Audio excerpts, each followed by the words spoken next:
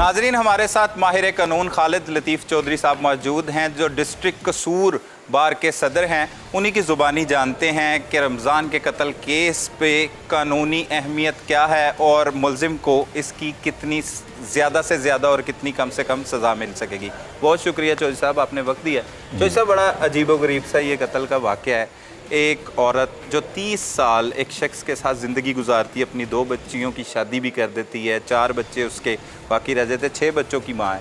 फिर वो अचानक अपने बेटे से के हम उम्र या उससे थोड़े से बड़े नौजवान के साथ शादी कर लेती है, वहीं पर रहती है उसी घर में, और निकाह करने के बाद उसके साथ वो चली जाती है, फिर आ जाती है, और घर भी जो शौहर बनाता है वो इसके नाम कर देता है। तो फिर वो बाद में कहता है कि उसने ये सब कुछ गैरत के नाम पर उस नौजवान रमज़ान को मौत के घाट उतार दिया छुरियाँ मारकर।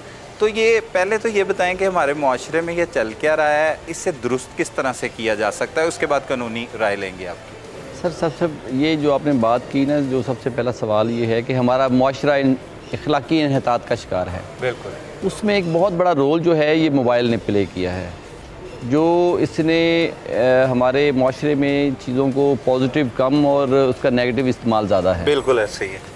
एक शख्स से शादी के बाद 30 साल उसके घर रह के, उसके बच्चे पैदा करके, उसके घर की मालका बन के, तो जो उसको जो है धोखा दे के किसी और शख्स के साथ चली जाती है, नवासियाँ भी हो गई, नवासियाँ भी हो गई। तो ये मैं समझता हूँ कि ये हमारा माशरे का अलमिया है और ये एक घर की कहानी नहीं है। अच्छा।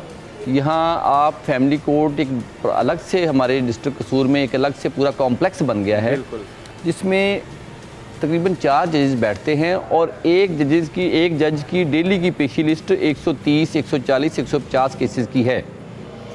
और एक जो है, यहाँ से अंदाज़ा कर लें कि फैमिली लॉज में है कि 14 दिन से ज़्यादा तारीख नहीं डाल सकते, लेकिन यहाँ महीने की तारीख डलती है। महीने मतलब 400 केस अगर आप रैंडमली भी देखें डेली का लगा हुआ है, तो ये एक महीने बाद अगर बारी आए तो जो है वो एक महीने में कितने केसेस होंगे।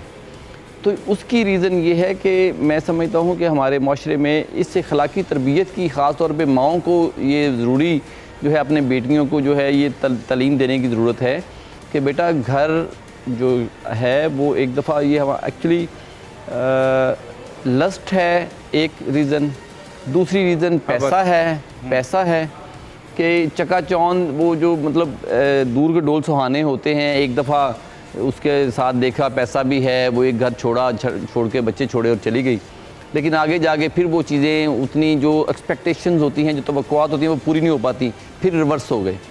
यहाँ भी यही मामला हुआ है कि एक दफ़ा चली गई तो फिर अगले घर की हो जा, वो बंदा तो बच जाता, फिर वापस आई, फिर चली गई, फिर वापस आई, फिर कोर्ट में बयान भी देने चले गए, और फिर जब वहाँ पे जाके इसने स्टेटमेंट दे के फिर कहा मैंने उससे निकाह किया हुआ है, तो फिर उसको रंज आया कि मैंने तो इसको अपनी सारी ज़िंदगी भी दे दी, अपना घर भी इसके नाम कर दिया इसकी तसल्ली के लिए।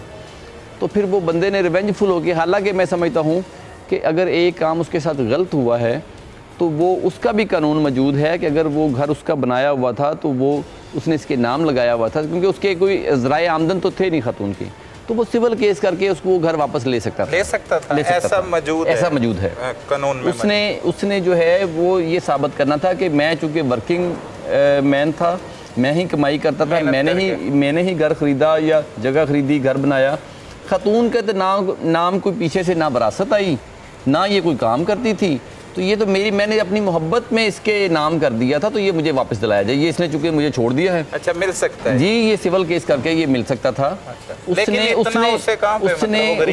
उसने कानून की अमलदारी नहीं ली, उसने कानून का दरवाज़ा नहीं खटखटाया। लेकिन इतना शऊर भी तो ज़रूरी है ना। लेकिन उसके लिए मैं समझता हूँ कि जैसे हर इंसान जो है जब किसी ऐसे मामले में पड़ता है, वो किसी वकील से या किसी भी अपने रिश्तेदार से किसी से मशवरा कर सकता है। बिल्कुल कर सकता है। तो ये मैं समझता हूँ कि वो भी मतलब पोतों दोतों वाला था, तो उसको भी इतना वो बच्चा नहीं था। तो लेकिन अब जो मामलात जिस नहज पे चले गए, एक शख्स की जान चली गई, वो जो लॉस है वो बहुत बड़ा लॉस है, इर्रिपेरेबल लॉस है, जो कि नाकाबिल वापसी है। ख़तून जो है, अब मुझे ये बताएं कि वो ख़तून जब उसके जो मकतूल के लवाहकीन ने जो FIR करवाई है, उन्होंने ख़तून को भी मुलव्वस करार दे दिया। ठीक है, अब ये दोनों मियाँ बीवी तो आ गए कानून के कटहरे में, बिहाइंड दी बार चले गए, हवालात के पीछे चले गए, अभी इनकी तफ्तीश होगी, ये जेल भी चले जाएंगे। جو بچے ہیں پیچھے ان کا کیا مستقبل ہوگا, کیا وہ کہاں کہاں مس یوز نہیں ہوں گے. تو یہاں میں سمجھتا ہوں کہ بچوں کا مطلب مستقبل جو ہے تاریخ ہو جائے گا, مطلب وہ جو پیچھے بچیاں بیانے والی ہیں وہ کیسے کیسے مس یوز ہوں گی. ان کو جب اوپر کو کیئر ٹیکر ہی نہیں ہوگا, ان کے اوپر کوئی بڑا ہی نہیں ہوگا, ان کو سمجھانے یا کوئی باہر کے بندے کو اندر آنے سے روکنے والا ہوگا ہی نہیں, تو پھر کیسے چیزیں میں نظام چلے گا. اب ایک کام غلط ہوا, اس کو غلط طریقے سے آگے انجام, مطلب اس کی جو ریٹیلیشن آئی, جو اس کی ریزنٹمنٹ آئی وہ غلط آئی, اور اس کے بعد جو اگلے کانسیکوینسز ہیں وہ بھی غلط آئیں گے. وہ غلط سے مزید غلط سے غلط ابھی کتنی کہانیاں آگے بننی ہیں, یہ ہمارے معاشرے کا المیہ بن چکا ہے. میں سمجھتا ہوں کہ آپ کے اس فورم سے میں یہ کہوں گا کہ جب بھی کوئی ایسا مسئلہ آئے, کسی بھی قانون دان سے آپ رابطہ کریں, کسی اپنے خاندان کے سیانے بندے سے رابطہ کر لیں کہ یہ ان حالات میں ہے. ہمارے اسلام میں یہ ہے کہ اگر کوئی خاتون کسی کے ساتھ نہیں رہنا چاہتی, اس کو خلا کا بھی حق ہے, اس کو مرد کو اگر اس کا کریکٹر نہیں ٹھیک, طلاق دینے کا حق ہے. بالکل ایسے ہی. گند سے جان چھڑا لی جائے, بجائے اس کے کہ آپ اس کا پیچھا کریں, جا کے کسی کو مار آئیں, وہ تو آپ کی رہی نہیں, اور وہ بندہ جو ہے جو مر گیا وہ آپ کے کھاتے میں آ گیا. سزا کے بارے میں اتنا کہوں گا کہ جو قتل کی سزا ہے وہ تدریت پاکستان میں سزائے موت ہے, یا کم از کم اگر شواہد پورے نہیں ہیں تو عمر قید بھی ہو سکتی ہے.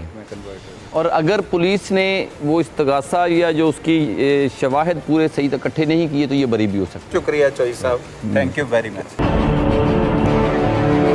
ناظرین, اس وقت ہمارے نمائندہ خصوصی قصور شاروز زیب ہمارے ساتھ موجود ہیں. انہی کی زبانی جانتے ہیں یہ قتل کی واردات کس طرح سے ہوئی, انہیں اطلاع ملی تو انہوں نے کیا کچھ دیکھا, اور پولیس نے ملزم کیسے گرفتار کیا. شاروز صاحب شکریہ وقت دیا. یہ بتائیے گا یہ افسوسناک واقعہ, یہ قتل کی واردات کس طرح سے ہوئی؟ جی, یہ قصور کا نوائی علاقہ ہے رنگ پور. وہاں پر پولیس کو 15 پہ کال وصول ہوتی ہے. جیسے ہی پولیس کو اطلاع ملی, ہم بھی اس موقع پہ پہنچے تو وہاں پر دیکھا کہ ایک نامعلوم افراد کو چھریوں کے وار کر کے بے دردی سے قتل کر دیا گیا تھا. جب اس کو ہم نے اپنے طور پہ انویسٹیگیٹ کیا تو پھر پتہ چلا کہ سابقہ شوہر نے بیوی کے موجودہ شوہر کو اس کا بے دردی سے چھریوں کے وار کر کے مرڈر کر دیا. اس کی بڑی وجہ یہ آئی کہ جو یہ ملزم تھا, اس نے یہ انہی کے گھر پر اس کے بیٹے کے جو ملزم ہے اس کے بیٹے کا دوست بن کر اس کی اپنے دوست کی والدہ کے ساتھ ناجائز مبینہ طور پر ناجائز تعلقات قائم کیے. اس کے بعد اس خاتون نے اپنے شوہر سے خلا لے کر اس ملزم کے ساتھ شادی رچا کر اپنے بچوں کو چھوڑ کر یہاں سے چلی گئی تھی.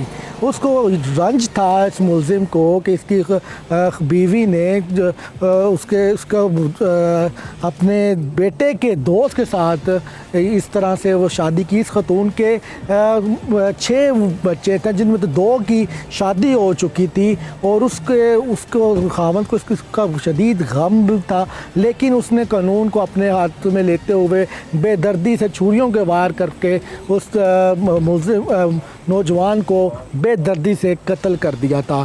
انتہائی افسوسناک صورتحال ہے اس وقت. معاشرہ بہت بری طرح جو ہے دلدل میں دھستا چلا جا رہا ہے. جو واقعات ہو رہے ہیں معاشرے کی عکاسی کرتے ہیں, معاشرے میں رہنے والے لوگ ہی اس طرح کے واقعات میں ملوث ہیں. تو ان کی روک تھام کے لیے ہم سب کو اپنا کردار ادا کرنا